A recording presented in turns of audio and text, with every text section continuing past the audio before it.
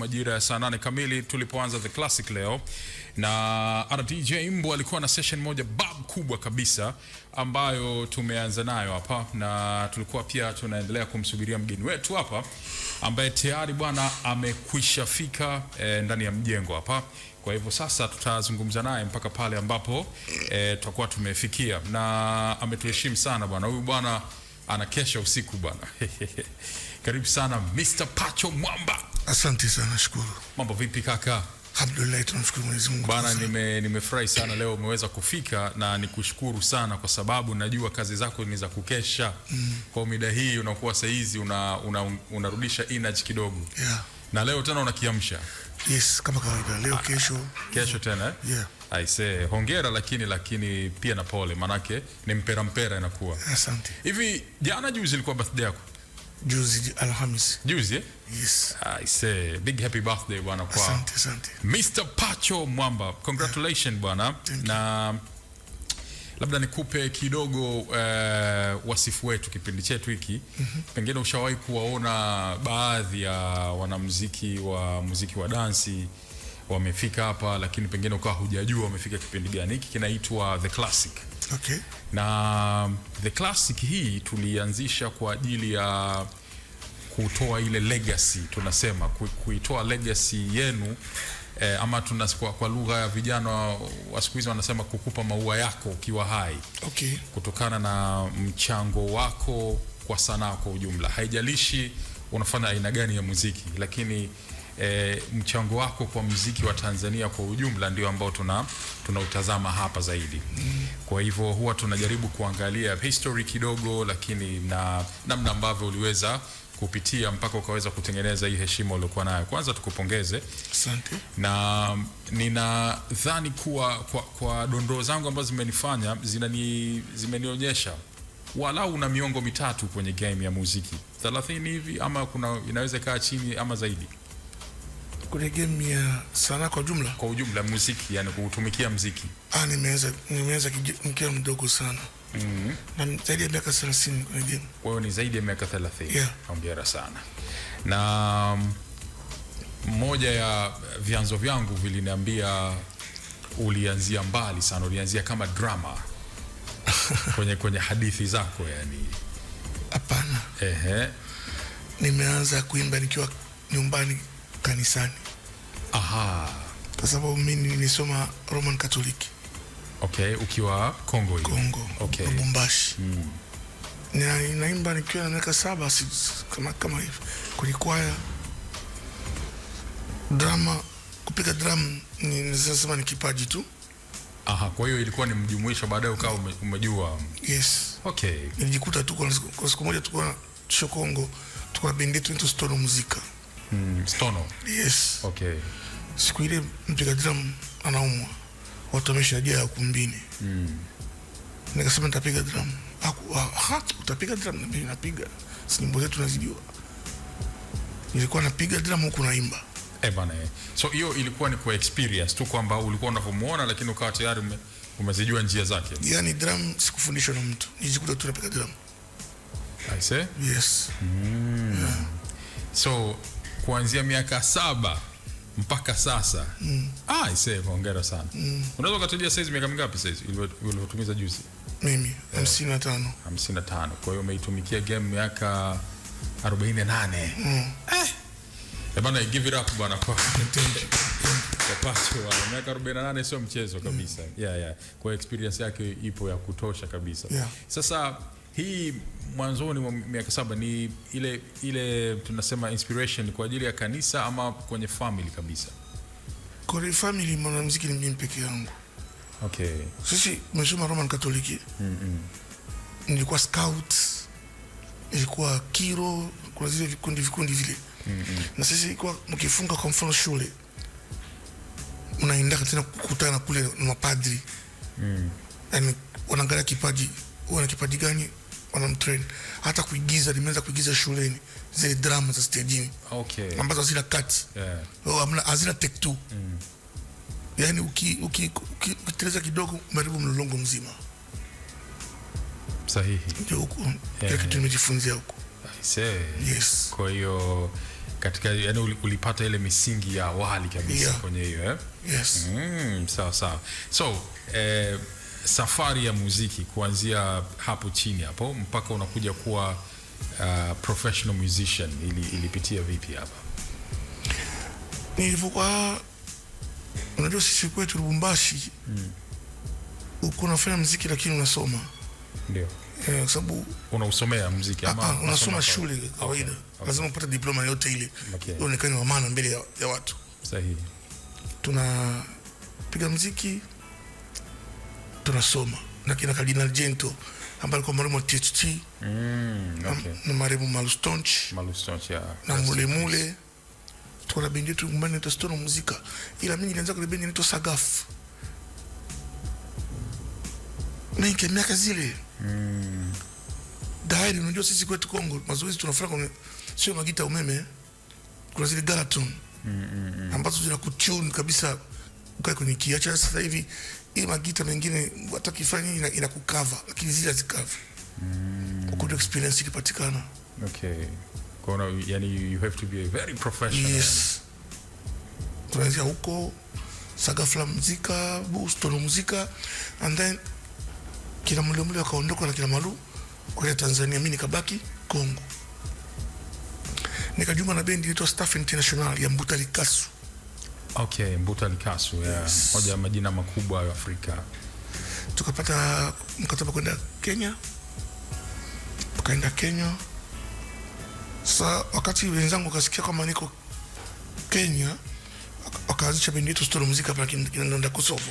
Naikumbuka ya hapa Stono Muzika. Ndio wakaniambia join. Okay. Lakini Tanzania nilikuwa nakuja naondoka. Okay. Nikafika pale, afu nilisema nikuja kutembea tu tarudi Kenya. Nilipofika hapa nilikuwa na maisha hapa kama ya Kongo. Nikabaki moja kwa moja jumla. Okay. So maisha ya Tanzania yalikuvutia kuliko ya Kenya? Kama Kongo, wa Tanzania wana ukarimu tofauti na wa Kenya. Okay. Kwa hiyo Kenya ni binafsi. Okay. Kwa hiyo ukaona bwana hapa nyumbani pananifaa. Kwa hiyo sasa ule mkataba ulivunja au uliingia tu mitini? Sikutaka tena kujua, nikamwambia siwezi. Kwa hiyo ukaamua kulikita. So ulipofika, kwa sababu that time ya Stono Muzika hiyo ilikuwa ni kama wakati ambapo kulikuwa kuna revolution ya muziki wa dance. Tumetoka kwa wazee wetu wale kina Msondo na nini, alafu sasa imekuja generation yenu hiyo ambayo sasa ilikuwa inachanganya na hizo ladha za Kikongo. Palikuwa kidogo pana stiff competition hapo, anaikumbuka. Yani ilikuwa mshike kweli. How was it, namna ya kukabiliana nao ilivyokuwa? Kipindi kile kwanza tulikuwa tunaimba sana Kikongo kwenye nyimbo. Tukaamua tuwaimbie wa Tanzania. Sababu zamani tulikuwa tunajiimbia wenyewe. Okay. Unasikia kama nyimbo kama kila Prison Jela ni mbaya ni zile. Watu wasema let's sing for Tanzania. Wakatuelewa moja kwa moja. Kwa hiyo mkaamua kuachana na kuchanganya Malingala manini kama sasa hivi ya Kiswahili. So baadhi ya wengine ambao walikuwa wanatoka Kongo kipindi kile walikuwa Kiswahili kilikuwa sio sana, wengine walikuwa wanachanganya lugha na nini. Wewe haikukupa tabu? Mimi nimetoka Lubumbashi, tunaongea Swahili.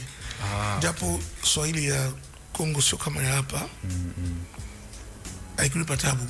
Mwanzo tu kwa shikamoo na unajibu shikamoo. Unaona? Baadaye tuvuja kuoa, tukapata watoto. Imeenda.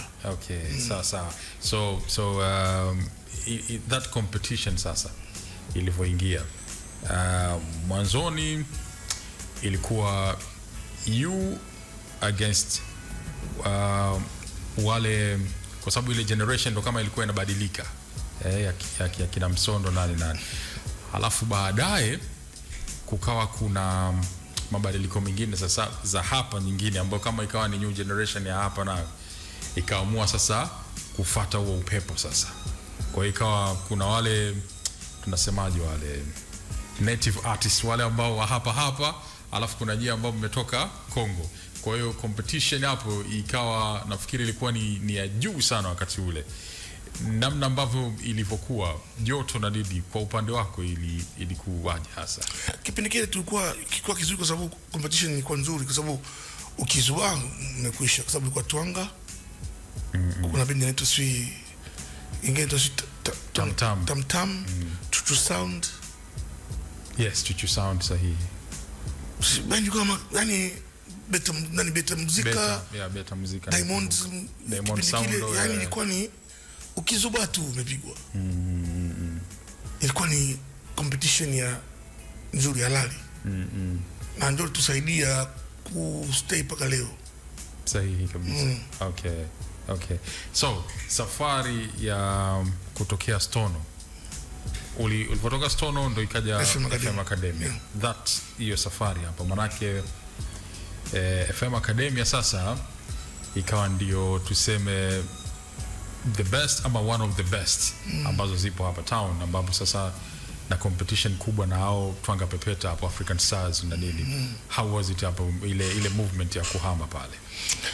Okay, Stono Muzika kipindi kile ilipatikana safari ya kwenda Oman. Ndio. Wenzangu wakaandaa safari kwa kificho bila mimi kujua. Kisa nini? Sijui. Ghafla nikatonywa na mtu. Wewe mbona nzio anasafiri? Anasafiri? Okay. Nikaenda kuwafumania wakati wanataka kuondoka, ngamba airport au uliwafuata nyumbani, sema wanajiandaa kabisa kupanda gari. Nikamwambia okay. Nilipobaki sasa mule ambaye tulifanya muziki Kongo, akamwambia FM Academy, huyu jamaa amebaki yule ni mkali. Hebu kwa kuwa Stono inatutia mshike sana hapa, hebu tuiue Stono tumchukue huyu jamaa. Okay. Kwa hiyo ilikuwa ni mpango maalum kumbe. Yes. Okay. Akanichukua kwa mkataba kabisa. Wenzangu walikuwa kule kama nimehama, wakachoka. Ndio kipindi kile sasa tukaandaa album ya Dunia Kigeugeu. Kwa hiyo probably ilikuwa ni kama jiwe lile lilikuwa linaelekea upande ule. The best album ya FM Academy kutoka kwa FM Academy. Hiyo I can agree kabisa. Yes. Yeah. Na hiyo ndio na sisi ikatupatia safari kwenda Dubai. Wenzangu wako Oman, sisi tukapiga transit Oman, face to face mimi na wao. Kwa hiyo trip ilofuata hiyo. Yaani wao wameenda kule, tunapika mule kwenye hoteli. Wao walilikita kabisa, sio? Okay. Sisi tukapata safari kwenda Dubai. Kwa Dubai kama miezi 3-4 hivi. Wakati tunarudi sasa, ibidi tupande Oman Air. Oman Air lazima upige transit Dubai. Nani? Muscat, okay. Nalala pale, kesho yake asubuhi ndio. Sasa hoteli tulofikia ndio hoteli ambao wao wanapiga. Wako stadium wanaimba, wanashtukia mimi nimeingia. Wanaangalia na ndio Yesu nikamwambia ndio mimi. Kwa hiyo taharuki kidogo hapo. Okay. Walivorudi hapa bendi ilikaa tena, ndio Stono kafa pale pole. Na Stono walikimbiza sana kipindi kile, yani wakati bado mko pamoja. Tulifanya album ni nani ya Binadamu. Ya Binadamu, yes, naikumbuka. Yes. Okay. I say, kumbe ndio ilivyokuwa. Watu walikukataa kidogo kiaina wanasema. Alafu wewe ukapata dili tamu zaidi. Unajua wakati mwingine unaweza kukataliwa kwa kitu ukasikitika, kumbe Mungu ana makusudi yake. Ndio heri yako iko hapo ya. Yes. Wanasema hivyo ya. Okay, sawa. Sawa, hapo umezungumzia album ya Dunia Kigeugeu. Sasa walau kidogo nataka nimrudishe kidogo naye msikilizaji ajue kile ambacho tunakizungumza. So walau for some few minutes hivi wacha tuisikilize hii. Alikuwa anatupa dondoo mwanzoni pale alipokuwa anatoka zake Stono, alimeingia zao wakakutana huko maeneo ya ughaibuni, tunasema umangani huko, na wakawa wamepigwa na butwa. So Pacho, wakati tumezungumza hapa kuhusiana na FM Academia. This song pia na ulizungumzia hii album ya Dunia Kigeugeu kama ni the best album, na probably pengine unaweza ukairate kama ni best album katika muziki wa dance katika era yenu, sio? Ni best album, na ni album ambayo tumetengeneza kwa mazingira magumu sana. Unaamka asubuhi saa 3 unaenda mazoezini pale Shintemba Kinondoni. Yeah. Kuanzia saa 3 mpaka saa 2 mko mazoezini, mnatoka hapo mnaenda studio Masaki. Mnamaliza kurekodi. Mmepiga kwa Master J? Hapana. Au Masaki wetu wenyewe FM Academia. Okay, ile FM. Okay. Studio. Sawa. Yaani mna mazoezi saa 3 asubuhi. Saa 2 mnakata taxi na kuja kuchukua mnaenda studio. Mnarekodi usiku nzima. Saa 1 asubuhi mnamaliza. Mnatembea kwa mguu. Mnapiga story kutoka Masaki hadi Kinondoni. Hapo mmekesha. Mna masaa 2 tu au 3 kujiandaa tena mazoezi tena. Usiku tena studio. I say. Yaani tulikuwa na motivation kali sana. Tulivomaliza hapo mambo hajakaa fresh, hapo mnatembea. wala atumind. Abide, yeah, sure, yeah, kabisa. Morale. Yeah. Tukaandaa pia video kwa mazingira yale magumu. Album imetoka, sisi tuko tour. Nafikiri tulikuwa tunaenda Tukuyu. Tukapigiwa simu, jamani, mzigo umetoka. Mbona balaa kutuna kwa TV ni aibu. Mimi nyimbo yenu tukigeuka balaa. Yeah. Hivyo ila tulistruggle sana na album. It was tough kabisa. Yes. Aftukua na morali moja. Tunalekezana, bwana, usipige hivi, wewe usimbe hivi, usipige fanya hivi hivyo. Okay, mlikuwa kama mnafundishana. Yeah. Okay. Sasa Pacho, hapo ndo nilikuwa nataka sasa utupe reality tunasema mimi nazungumza sana na vijana wa Bongo Flava hapa. Wao pia wana hadithi zao, wanasema kwamba struggle yao ilikuwa ngumu pengine kuliko yoyote ile ambayo wamepitia. Kumbe na kwenu na nyie ya kutembea kwa miguu na nini ilikuwa ipo sana, tuna kuchoka na vitu vingi. Wao wana struggle. Wao wanakuta beat shapigwa na mtu, unanunua beat. Unanunua mashairi. Sisi tunaandaa beat wenyewe na mashairi tunaandaa wenyewe. What do you mean kununua mashairi? So watu wa Bongo Flava wanasema wanaandika na wao? Hapana, baadhi yao wengi si nyimbo za kwao. Kweli?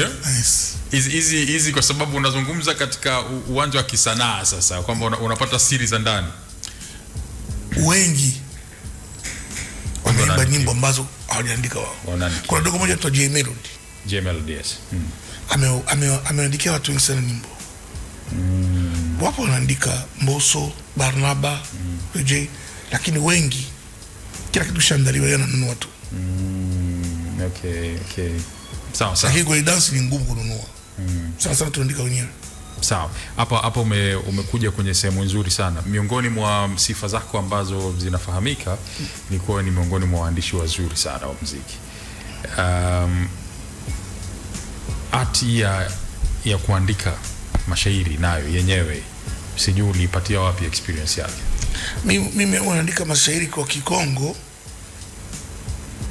kwa elewa yangu. Alafu natafuta mtu anajua Kiswahili fasaha. Zamani ilikuwa hivyo, sasa hivi Kiswahili nakijua. Okay. Kwa wakati huo ulikuwa unafanya hivyo? Yes. Kwamba unaandika kwa Kikongo and then unamwelewesha mtu, bwana anasemaje hapa? Anasema hivyo, unaandika kabisa. Kwa sababu unajua kuna kujiimbia na kuimbia watu. Kuimbia watu sahihi. Sana utaka kutoboa, imbia watu, usijiimbie wewe. Mimi sauti yangu pale balaa. Kuna mtu mwingine anapitia mambo fulani ambao ukiimba wewe unamliwaza. Mbona hivyo jamani, maisha yangu imekuwa tu balaa, ndoto zangu zimekuwa tunuksi. Unaona? Watu wanapitia. Messi swai, umenisaliti. Shila fashion hivyo. Ni watu wanapitia. Nasubiri majibu ya barua niliyotuma nyumbani kwenu ya uchumba wangu na wewe. Inapata unapitia hivyo vitu. Kwa unaingia kwenye maisha ya watu directly. Yes. Okay. Sisi tunaambia kwa watu sana sana. Kula nao lakini kuwa makini nao. Cheka nao lakini fanya ange sana. Walimwengu wabaya kuliko tanyoka. Mbele mnacheka ukiwapa kisogo wanakumaliza. Tunapitia hayo. Okay. Sio kwamba tunakaa tu unaimba tu. Mtu akisikia kula nao kwa kweli ni makini. Okay. Sawa sawa. So, ulikuwa unazungumzia wakati mko mkoani hapo ndio mnasikia huko bana town kimewaka. Kimeduka kweli kweli. Now mmeanza ku experience lile joto lile. Sasa moja kati ya vitu ambavyo huwa vinasumbua sana ni pale ambapo tayari mshapata kuwa na mafanikio, mnafahamika na nini, alafu mnatakiwa mfanye comeback tena katika ubora ule ule na huku mkiwa mna wapinzani hapa. How was it ile joto? Sidhani kama kuna bendi kujaza Diamond Jubilee kama tulijaza sisi uzinduzi wa album ya Black Gigi. Kipindi kile Mazamini anatoa kabisa hela. Yani full. Sababu tulifanya technique moja hivi. CD na tape. Kuna kiingilio tunachokipa pale. Kuna kimejumuishwa kwenye. Yes. Okay. Ukilipa kiingilio unapewa tape au CD kulingana na VIP au asubuhi yake kila mtu kwenye gari yake alikuwa na album. Sio daladala, sio gari binafsi. Wow. Kipindi kile kwa maflash. Yeah, ndio. Ile tape au CD. Kwa ilikuwa ni mkakati wa kibiashara. Nani pale maboksi kwa mlango ukilipa kiingilio hiki ni tape. Kiingilio kikubwa ni CD. Yaani kesho yake asubuhi yake ya Jumapili. Daladala zote. Kwa mlifanikiwa sana hapo katika hiyo njia. Unajua tushafanya tour zingine ambazo 15 days uko stage. What you mean mfululizo? Monday to Monday. Yaani kwamba unatoka Arusha unaingia Moshi si wapi Same si wapi. Paka Jumatatu unapiga show. Bwana. Yes. Siku 15. Hata siku 21. So weekend so nini mko stage-ni. Bandika bandua. Kutoka Bukoba mnaingia Beramulo yani Kakola wapi kote tuliingia. Sio mchezo. Na mlikuwa mnakabiliana vipi na chovu na hiyo nani? Makizo ni safari na show. Kipindi kile uwezi kuchoka kwa sababu unaweza kushangaa unapanda kwenye stage unashuka na milioni 3 mfukoni. Hela ichoshi. Kipindi kile tulikuwa tunapata hela mpaka nyumbani unasema unaficha hela unasahau. Bwana. Siku ya siku unasema nilivaa suti. Yani, unashangaa kuna milioni ndani. Mshasahau. Hiyo sasa wanazungumzia individual, sio group. Individual unafika mpaka milioni 3. Yaani mshahara unaweza kumachia mshahara mwaka mzima hujachukua. Bwana. Yes. FM Academia ilikuwa balaa kipindi kile. Bwana. Mtu anapata dola 2000 stage. Mabosi au mapedishe wanaitwa. Afu wanashindana sasa. Okay. Balaa. So ile art ya kuwataja majina ilikuwa inalipa to the fullest kabisa. Unajua kutajwa jina ni kutangaza biashara yako. Biashara ya sahihi kabisa. Watu wanalipa hela nyingi sana. Unajua kwanza ukiwa unataja PDG ndama mtoto wa ng'ombe. Tayari una credibility kwamba mtu anasema hawezi kumtapeli anajulikana. Kamkamata tu. Unaelewa? Kama Msofe sijui Mzamiri Katonzi sijui Kim Wailala sijui hiyo ni biashara inaenda. Jina ni biashara, ni credibility, anajulikana. Sahihi. Kwa mtu ambaye ajulikani. Unajua watu unasikia PDG ndama lakini hawamjui. Lakini ukisema ndio mimi anakuamini. Huyu akikimbia sipati kinapata anamjua. Kwa hiyo mtu lazima toe hela ili jina lake liende. So pacha hebu nipe siri leo hapa.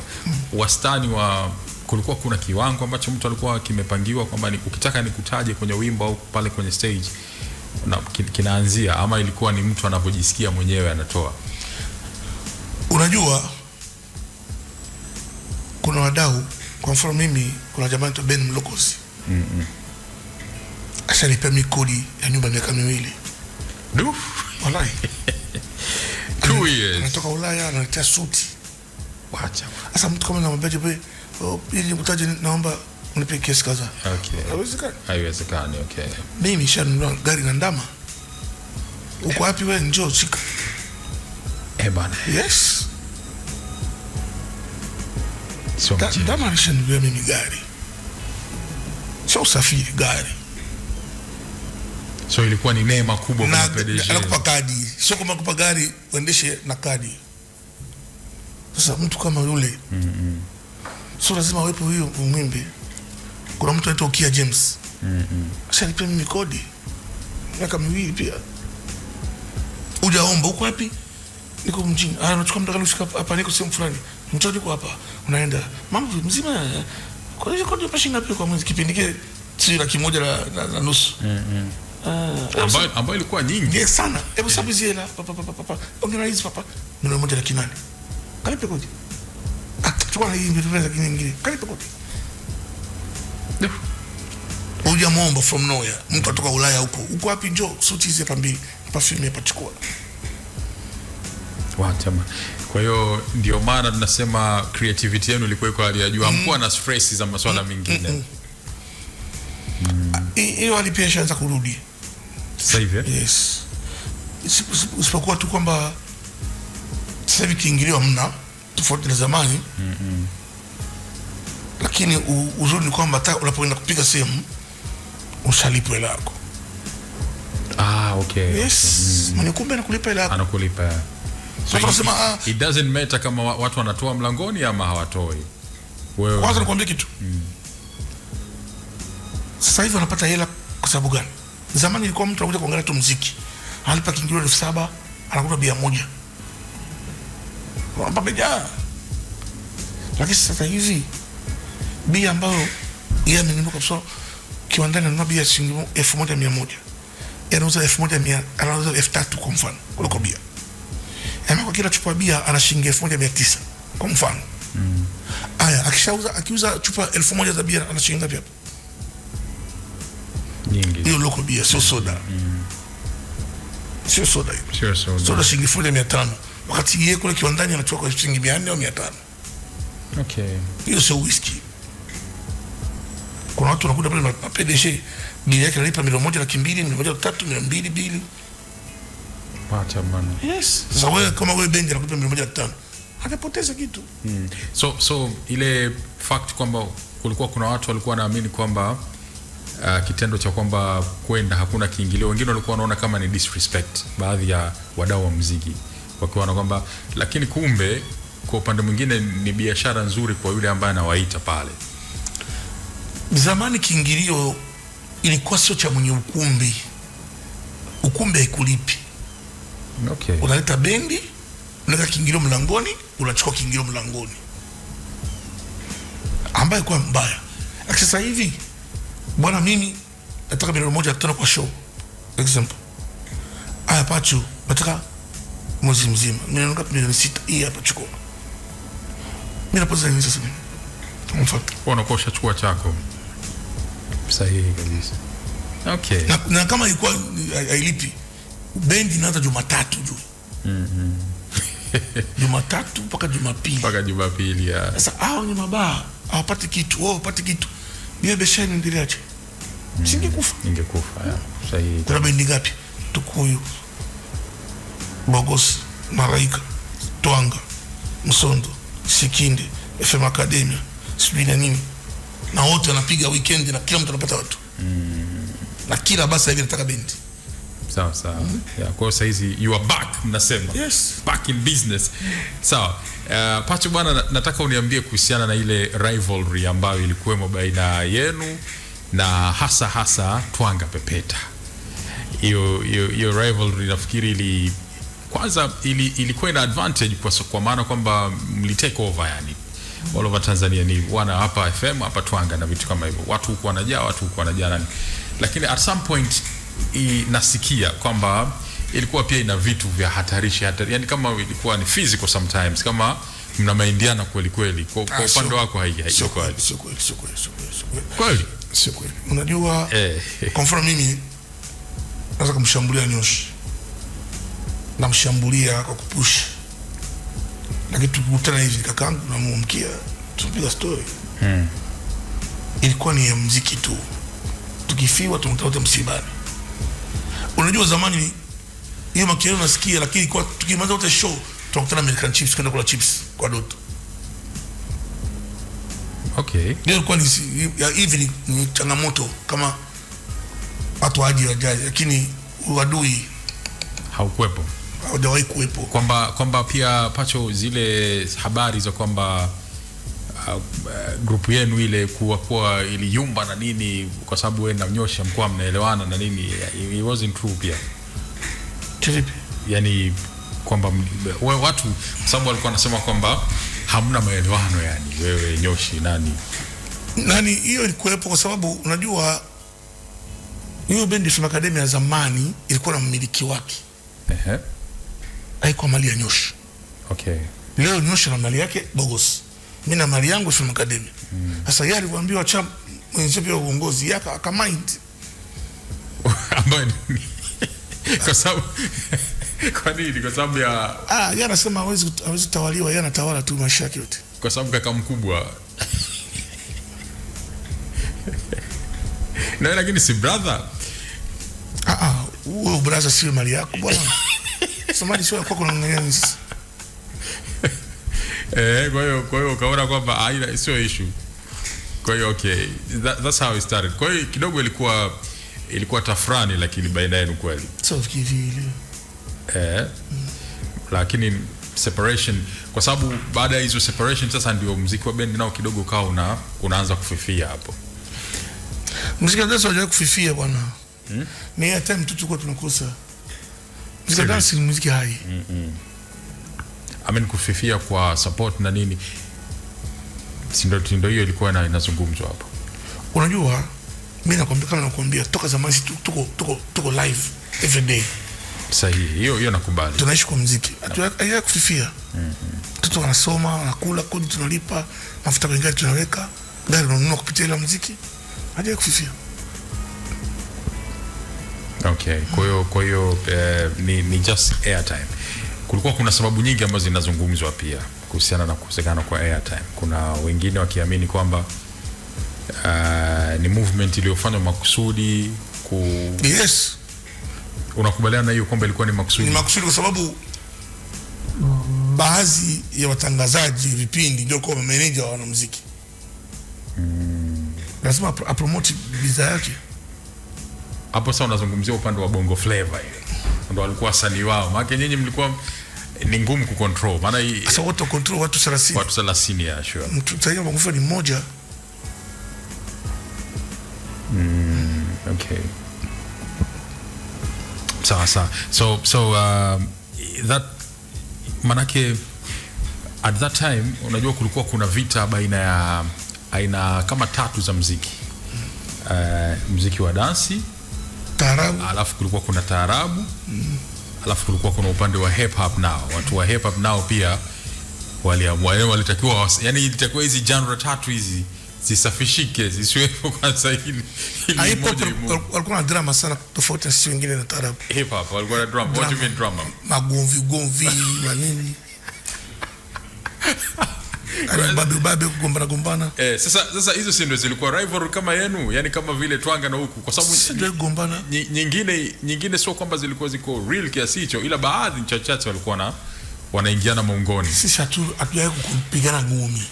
Acha hizo wewe Twanga na DJ FM Academy, hiyo ni biashara tu. Lakini tukikutana tunakaa na Charles Baba mdogo wangu, kaka shikamoo marhaba, tunakula. Yes. Okay. Sawa. Now I get it. Sawa. Pacho hapa nataka nicheze wimbo huu hapa kidogo tu, nitaucheza. Shani Bala, okay. Fiko Fio, Respect, Mwamba, okay. Zingine nimesema jina.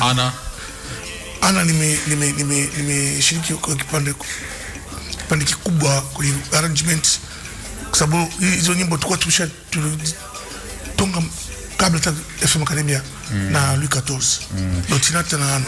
Yeah, hapo umezungumza kitu kizuri sana, tena umenikumbusha. Sifa zako nilikuwa nimekwambia hapo, uandishi, uimbaji na hiyo ya arrangement.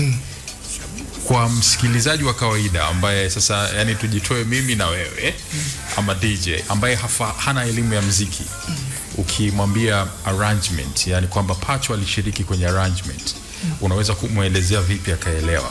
Kama gita labda namwambia kinwani piga hivi. Okay. Kwenye seben hiyo rolling usipige hivi. Kwenye seben kwa mfano kata usema pia kata hivyo. Okay. So katika naomba unirekebishe hapa katika lugha ya kitaalamu. Hizo arrangement ambazo unakuwa umezifanya hapo. Ki professionally zina kufanya wewe kuwa ni miongoni mwa producers wa huo wimbo. Yes. Si ndio eh? Yes. Yeah, kwa hiyo ni rahisi kusema kwamba nilikuwa miongoni mwa producers mwenyewe. Yes. Yeah, okay, sawa. Sasa kwenye rights inakuwaje? Wanakuweka ama ilikuwa mnafanyaje? Sisi hatujali ya mambo. Okay, mnakuwa mfanye hivyo eh? Sisi tunataka kazi nzuri, imetoka mitaani, watu wanasikiza kazi nzuri basi. Okay. Sio mchezo. Bwana Mtoni hela hizo eh? Si hatujali hizo. Mtoni hizo Pacho hizo mpaka anaondoka duniani anachukua tu watoto, yani kwa sababu alikuwa ni sehemu ya hiyo production ya David Kawa. So yeah, that's great. Kwa namna ambavyo ilikuwa na sasa hivi kuna tofauti kidogo. That time mliweza kuandika na kutengeneza wimbo ambao ulikuwa unaweza ukavuka dakika 7, 8 kadri mlivyokuwa mnaona zamani hata dakika 20 wimbo moja. Dakika 10, 11. Sasa hivi tushapunguza. 5, 6 basi. Wewe niliongea na brother Muumini hapa pia, Muumini Mwinjuma, akaniambia hiyo ilikuwa ni moja kati ya sababu ambayo pia radio aliitumia sana kuwakata kusema nyinyi mnatengenezea nyimbo ndefu. Kila kitu kina wakati wake. Kipindi kile nyimbo ya dance ilikuwa lazima iwe ndefu. Tofauti sasa hivi. Sasa ilikuwa lazima lipoe heshima yake. Kuna mambo nakumbuka ile mbali. Tuishi zote milele. Beatrice. Wewe wimbo unaenda Kariakoo narudi bado na wimbo unapigwa. Beatrice wewe? Wa kina mzee Zahiri. Wewe wimbo unatoka hapo unaenda Kariakoo unarudi bado hujaisha. Na ukumbuka. Na kuna swali jamani anasema mimi nilikuwa na beef na Kosovo. Okay, yeah. Sikuwahi kuwa na beef na Kosovo. Ukuwahi kuwa naye kabisa. Ndio alikuwa mdogo wangu, japo ni kiongozi. Alafu mimi na yeye tumetoka sehemu moja. Mama yake alikuwa mwalimu wangu shule. Acha bwana, okay. Yes. So ilikuwa ni familia kabisa. Cardinal Gento mama yake ndugu wake na mama yangu. Okay. Yes. I see. Kwa kulikuwa kuna ka movement fulani ambako mlitoka nacho huko mpaka mkafika nacho hapa. Kalikuwa kanaendelea. Okay, sawa. So nafikiri hata haya maswali ambayo watu wameuliza hapa, unajua mtu wanasema mtu kidole, na wakati mwingine ni aidha sifa ambazo zinatolewa zinaweza kuathiri, zinaweza zikaleta athari ambazo zilikuwa zinakuja pamoja na, unaona maswali, mtiririko wa maswali yamekuja ni kwa sababu watu walikuwa wanasema pamoja na talent ambayo ulikuwa nayo, lakini ni mtu ambaye ulikuwa huwezi kuzuia hasira zako, na kwa namna nyingine pia ulikuwa na ukorofi. Ujana. Hapo nitakuwa nimekuelewa. Ujana. Peniki nilikuwa sina watoto. Sasa hivi mwanangu kwanza ana 31. Kwa kwanza 31. Yes. Mashallah, hongera sana. Sasa hivi kuna vitu vingine. Nilikuwa zamani polisi kila siku. Zamani sikopeshi. It was running ndani ya damu. Yani. Yeah. Okay. Sasa unajua hiyo ndio inatengeneza hizo taswira. Kwa mfano mimi before that sasa hatukuwahi kukaa tukasido, lakini hizo sifa unakuwa unazisikia. Kwa kipindi hicho ukiziona na ukiona mtu ana obviously kulikuwa kuna majigambo pia kwenye ile muziki. Mimi na bahati mbaya, mimi sura yangu tu mtu akiona hivi anajua mimi sichekagi, mimi siongeagi, anajua kabisa huyu jamaa mkorofi, kumbe maskini watu. Mimi siko hivyo. Okay, yeah. Nafikiri si ndio hivyo sasa. Unajua unakuta yani mtu anaweza kuona kwamba wewe sio mcheshi, sio mwenye utani na nini. Yeah, okay. Kuna sema na mimi nabembelezaga. Piga magoti kabisa. Kwa mamsapuko Mimi nabembelezaga kwa mdogo kama pili tu. Pacho bana, unaishi sana. Wewe unasema unakuwa mdogo kabisa. Baya nabembeleza piga magoti. Una bow down. Okay, sawa. So vyote hivi vikao vinatengenezwa za taswira zako, lakini pia upande mwingine sasa wa uigizaji huu na ukao kwa sababu wewe ndo miongoni mwa wale ambao wamepata hiyo sasa sifa kwamba unakamua huku na unakamua huku kwenye uigizaji. Ulituambia kwamba tangu utotoni na nini, kwenye hii sasa uwanja huu wa Bongo Movie, watu wanasema hadithi ilianzia sana kwa Kanumba. Ukaribu wako na Kanumba mpaka mkafikia kufanya hivi, how was it sana? Mimi nilikuwa nawavalisha yeye na Ray. Mzee wa pamba, of course. Yes. Nawavalisha. Ulikuwa na kipindi una maduka ama au ilikuwa tu unawatengeneza? Tu za nyumbani kila siku, zamani kuna hela, una suti 600. Okay.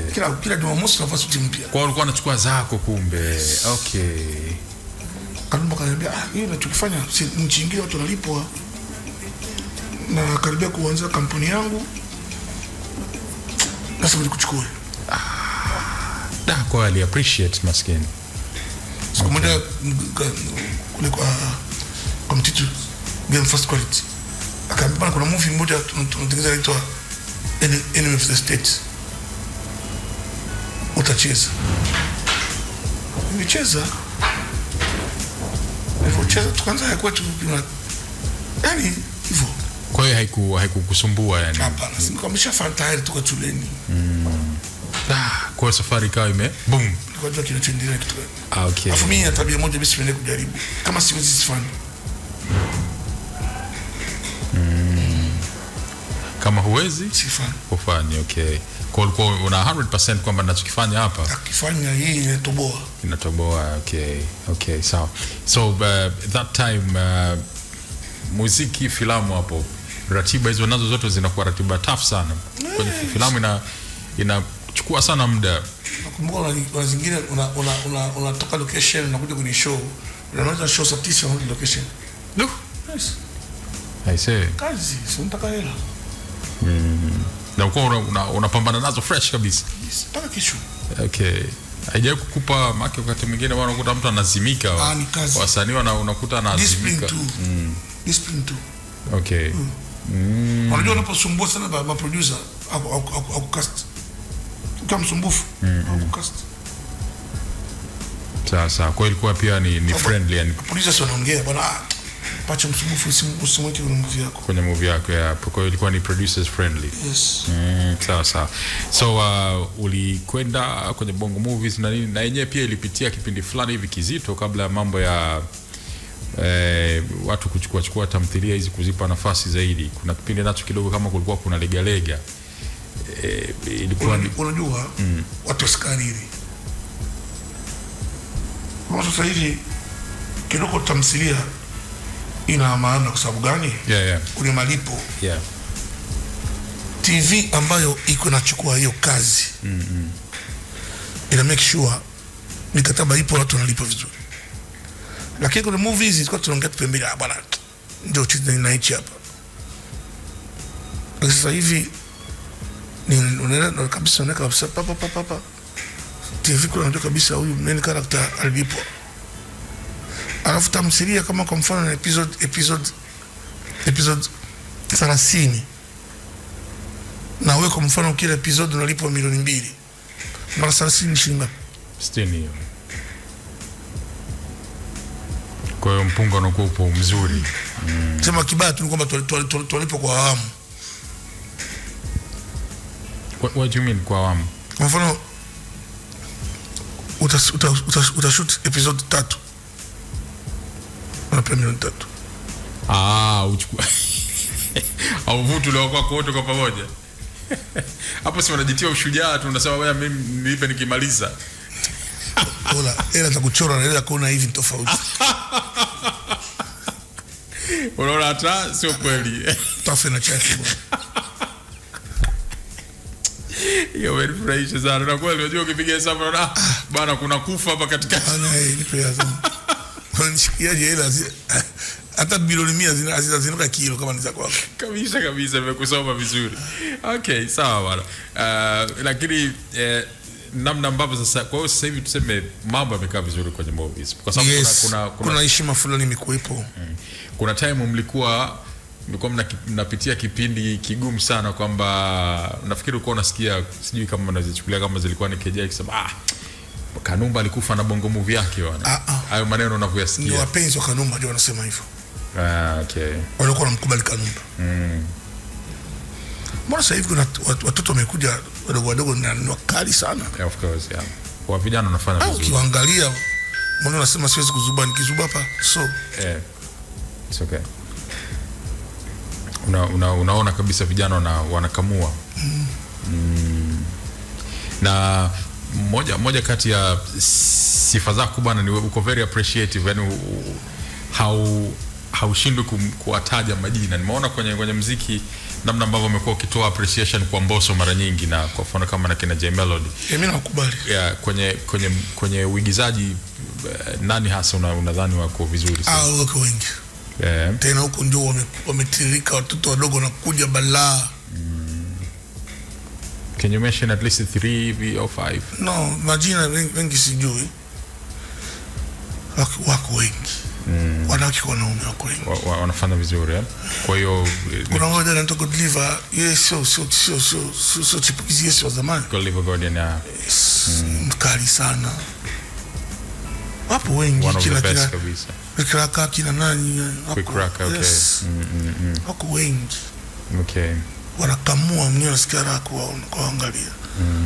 Watu changamoto na sisi wengine. Kwa hiyo unabidi ukaze msuli kote. Tukutana na watoto kama wale, unaonyesha kabisa wewe ni mkongwe. Unakaza. Sawa. Yeah. So okay. Mimi nikaona sisi kuendelea kufanya kazi. Unajua uvuto tena nyuma. Kila saa wanasema ulifanya, wanasema nikana kama mtoto. Sahihi kabisa. Okay. Sawa. So kwa namna ambavyo unaitazama sasa hivi, umesema mmerudi, show zipo zinapatikana na nini, nini kifanyike unadhani kurudisha ile level yake, airtime zile kwenye radio na nini hasa unadhani kinaweza kufanyika, labda ushauri ama nini? Ni tu wamiliki wa radio, kuna kitu mko mmekifanya zamani, kifanya muziki uwe juu, basi fanyeni tena. Kama vipindi kama hivi, mna Twitter, tunaongea, tunakumbushana. Sawa. Vile vingi vipindi kama hivi. Okay. Sababu wiki nzima vipindi vya Bongo Flava. Kipindi cha dance labda ni Jumapili tu. Okay. Afu masaa mawili tu. It's not enough. Kwa yes. Sawa. Na kwa upande wenu sasa, mnadhani muziki una hiyo uwezo wa kupambana sasa, kwa sababu pia generations zimebadilika. Kwa hiyo ule ushindani ule, maki kuna siku hizi kuna muziki wa ajabu, alafu mbaya zaidi siku hizi mpaka mashine zimeingia. Siku hizi kuna muziki wa AI. Mashine zinaimba. Kwa hiyo sijui unasemaje, maki hiyo ndio ushindani ambao upo sasa. Kwa upande wenu mnadhani kwamba hii kasi inawezekana kuidefeat pia? Inawezekana. Kwa hiyo nadhani sasa hii ni challenge pia kwenu, kwamba watu maki sasa at least sasa kuna nyinyi ambao mnaweza kupambana na generation yoyote, mazingira yoyote. Lakini kuna wengine yani ukimuona tayari anakuwa dingi, yani akishaukubali ule udingi kabisa, alafu sasa entertainment hizi na music hazihitaji kabisa hizo. Inategemea na mtu na conviction yake. Yeah. Anachukuliaje kazi starehe. Okay. Sisi kazi yetu kustarehisha watu. Yeah. Tunapokuwa jukwani atustarehe, tunafanya kazi ya kustarehisha watu. Okay. So kuna mtu mwingine yeye afanye kama kazi, anafanya kama starehe. Tofauti. Sawa. Bwana, sawa. Nafikiri hilo ni moja kati ya vitu ambavyo ni vya kuzingatia sana. Juzi Dr. Dre ametimiza, DJ Mbu Dr. Dre juzi ametimiza miaka 61. Unaweza kuamini? 61 Dr. Dre, na yuko vile umeona? Fit kabisa, muziki nini ndo kwanza na bang. Kwa hiyo Sasa bana, zamani ulituambia hapa kipindi cha kina Kanumba suti zilikuwa 600, sasa hivi ziko ngapi sasa hivi? Shangaa, sasa hivi sunu tena mtoto sema tata ina watoto nani? Lazima wasome. Bana, kuna msanii anasema nani? Kuna msanii sijui ni Darasa alisema majukumu yanapunguzwa unyamwezi. Kwa hiyo kwa sasa hivi umepunguza. To nani? Watu wasome. Mashati nini umepunguza? Suti la 600 na 600 silipe school fees. Bwana, hii sasa hii mbu hii ni ya kwetu hii ya kuweka akilini kwa majukumu ya kizidi kuna vitu inabidi uachane navyo. Okay, sawa. Bwana, sasa Pacho, mimi nataka nikupe challenge ndogo sana hapa, tunamaliza hapa interview yetu kwa sababu mimi inabidi nikuruhusu wewe. Sasa hizi umetuheshimu sana, umetoka na usingizi, una njaa na kila kitu. Hapa hii kitu inaitwa mida ya lawama, sawa mida ya lawama hii bwana, wewe wala usiogope. Wewe utanijibu tu utanijibu utachagua moja kati ya vitu viwili ambavyo nakutajia kwa haraka tu. Nafikiri utakuwa uko tayari sasa, si ndio? Sawa. Bwana, mida ya lawama na Pacho Mwamba sasa hivi. Leo ilikuwa ni siku yake na tunamaliza hivi sasa hivi. So, unachagua moja. Christian Bella au Nyoshi El Sadat? Kivipi? Ukiambiwa pick one, everything, ubora, uimbaji, nini na kila kitu. Bella. Asante. Ali Choki au Muumini Mwinjuma? Choki. Koffi Olomide au JB Mpiana? JB Mpiana au Werason? Wenge Muzika au Extra Muzika? Wenge Muzika. Mbosso au Rayvanny? Mbosso. Bizman au Enrico? Bizman. Enrico au Said Komorian? Said Komorian. Waziri Sonyo rest in peace ama Banza Stone rest in peace? Banza Stone. FM Academia au Twanga Pepeta? FM Academia. Tot Plus au Stono Muzika? Stono Muzika. Ya mwisho kabisa. Pacho Mwamba au Nyoshi El Sadat? Nyoshi El Sadat. Kajitoa. Pacho, mimi nashukuru sana, thanks for your time. Tumefurahi sana leo na inshallah wakati mwingine bwana tutakualika tena. Leo najua haujakaa sawa. Tutakualika for part 2 tuyajenge zaidi.